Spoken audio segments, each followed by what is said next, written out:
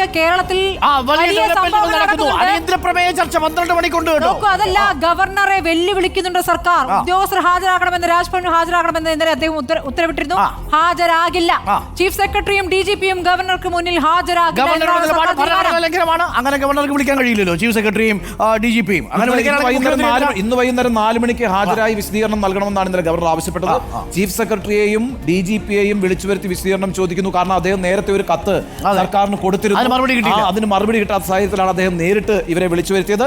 പക്ഷേ വിടണ്ട എന്നാണ് സർക്കാർ തീരുമാനം. സ്വാഭാവികമായും സർക്കാരിനകത്ത് ചട്ടങ്ങളുണ്ട്, ഭരണഘടനാപരമായിട്ടുള്ള ആനുകൂല്യവും സർക്കാരിന് ആ വിഷയത്തിലുള്ളിൽ. അതെ, ഗവർണർ അതിനിടെ കൂടി ഒരു സാധ്യതയുണ്ടോ എന്ന് തെരഞ്ഞതാണ്. നോക്കൂ, ഇവിടെ ഏറ്റവും പ്രധാനപ്പെട്ട വിഷയം കേരളത്തിൽ അടിയന്തര പ്രമേയ ചർച്ച അല്പസമയത്തിനുള്ളിൽ ഉണ്ടാവും. അവിടെ അടിയന്തര പ്രമേയമാണെങ്കിൽ ഹരിയാനയിൽ ആരുടെ അടിയന്തരം എന്നതാണ് പ്രധാനപ്പെട്ട ചോദ്യം. ഹരിയാനയിൽ ഇപ്പോൾ നമ്മൾ കണ്ടുകൊണ്ടിരിക്കുന്ന കാഴ്ച വളരെ ആവേശകരമായ മത്സരത്തിന്റെ അവസാന ലാപ്പാണ് ഇപ്പോൾ പ്രേക്ഷകർ കാണുന്നത്. 46 സീറ്റുകൾ ഹരിയാനയിൽ BJPക്ക് 9 സീറ്റുകളിൽ ലീഡ് 1000-ൽ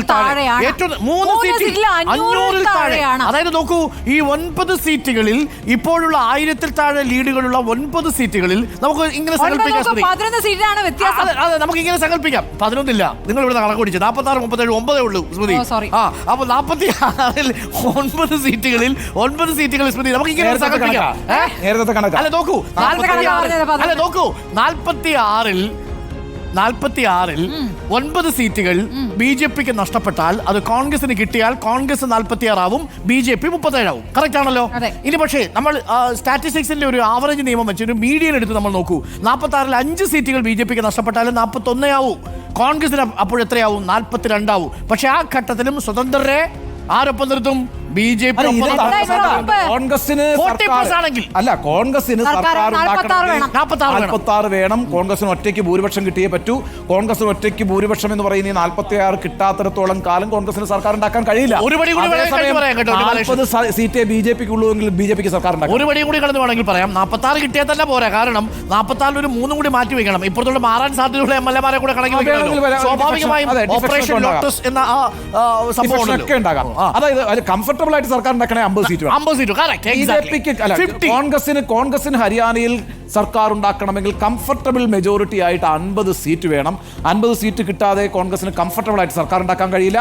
അല്ലെങ്കിൽ പിന്നെ ഡിഫെക്ഷൻ അടക്കമുള്ള കാര്യങ്ങൾ സംഭവിക്കും. ഈ പറയുന്ന INLDയും അതേഴ്സ് എന്നൊക്കെ പറയുന്നവരൊക്കെ BJPയുടെ കൂടെ നിൽക്കും. വലിയ ഓഫറുകൾ ഉണ്ടാകും. ആ അർത്ഥത്തിലൊക്കെ വലിയ സമ്മർദ്ദത്തിലേക്ക് കോൺഗ്രസ് പോയിരിക്കുന്നു എന്ന കാര്യത്തിൽ ഒരു സംശയവും വേണ്ട. വലിയ മുന്നേറ്റം, ഇതുപോലൊരു നാടകീയമായ അട്ടിമറി അടുത്ത കാലത്തെങ്ങും തെരഞ്ഞെടുപ്പ് കണ്ടിട്ടില്ല. കാരണം വെച്ചാൽ 65 സീറ്റ്, ചില ചാനലുകൾക്ക് 70 സീറ്റുകൾ വരെ കൊടുത്തിരുന്നു കേട്ടോ കോൺഗ്രസിന്. 70 സീറ്റ്സ് വരെ മുന്നേറിക്കൊണ്ടിരിക്കുന്നു എന്ന് പറഞ്ഞുകൊണ്ടിരുന്നു. അതാണ് വളരെ പെട്ടെന്ന് പകുതിയിലും കുറവായിരിക്കുന്നത്. അപ്പോൾ ലോക്സഭാ തെരഞ്ഞെടുപ്പിന്റെ ഒരു ഫലത്തിന്റെ ഒരു തുടർച്ച കോൺഗ്രസിന് സംഭവിച്ചിട്ടില്ല ഇല്ല എന്ന് വേണം തന്നെ കരുതൽ. കാര്യം പകുതിയോളം സീറ്റുകളാണല്ലോ കഴിഞ്ഞ തവണ 5 സീറ്റുകളാണല്ലോ BJPക്കും കോൺഗ്രസിനുമായി കിട്ടിയത്. അപ്പോൾ ആ 5 സീറ്റുകൾ പക്ഷേ അതേ ഫലം ആവർത്തിച്ചു എന്ന് വേണമെങ്കിൽ പറയാം. കാര്യം നോക്കൂ, ബലാബലമാണ്. അത് ശരി, ഞാൻ പറയുന്നത് ഒരു യുക്തിയും ഇവിടെ അപ്ലൈ ചെയ്യാൻ കഴിയില്ല.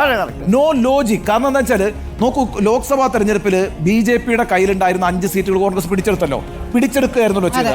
10 സീറ്റുകളും കോൺഗ്രസിനായിരുന്നു, BJPക്ക് ആയിരുന്നല്ലോ. 5 സീറ്റുകൾ പിടിച്ചെടുത്ത കോൺഗ്രസ് സ്വാഭാവികമായും അവരുടെ രാഷ്ട്രീയ ശക്തിയാണ് നമ്മൾ വിചാരിക്കണമല്ലോ.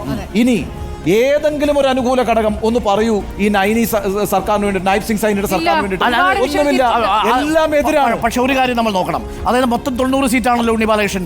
ആ 90 സീറ്റ് ഇപ്പോൾ ലീഡ് ചെയ്യുന്ന 46 സീറ്റാണല്ലോ. എന്ന് പറഞ്ഞാൽ മൊത്തം സീറ്റിന്റെ നേരെ പകുതി, ഞാൻ സീറ്റിന്റെ കാര്യമാണ്, വോട്ടിന്റെ അല്ല, അത് നേരെ പകുതി BJPക്കുണ്ട്. എന്ന് പറഞ്ഞാൽ BJPയുടെ വോട്ട് ബേസ് ലോക്സഭയിൽ ഇതുപോലെ ഭദ്രം തന്നെയാണ് ഇക്കുറിയും. ഇക്കുറി ഭദ്രമാണ്. അതിന്റെ തുടർച്ചയാണ്, നേരെ പകുതിയാണ്. അവിടെ പകുതി കോൺഗ്രസിന് കിട്ടിയിട്ടില്ല. അവിടെ ബാക്കിയത് സ്പ്ലിറ്റ് ചെയ്ത് പോയി.